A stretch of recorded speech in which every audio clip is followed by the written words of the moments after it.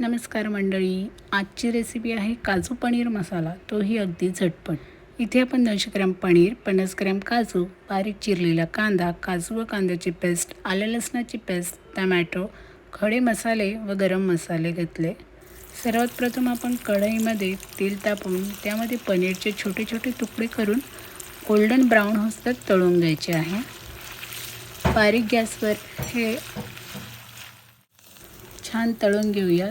तसेच काजूही आपण यात तळून घेऊया। यातल्या अर्ध्या काजूचं आपण वाटण केलेले आहे। कांदा आणि काजू 5 मिनिटं गॅसवर शिजवून ते मिक्सरमधून काढलं आहे।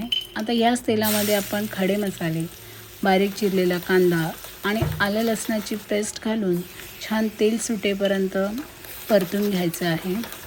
त्यानंतर यामध्ये आपण बारीक चिरलेला टमॅटो घालणार आहोत।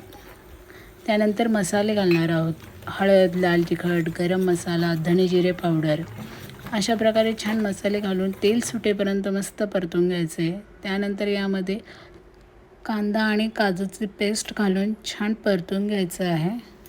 त्यानंतर चवीनुसार मीठ घालून छान तेल सुटेपर्यंत परतून घ्यायचं आहे।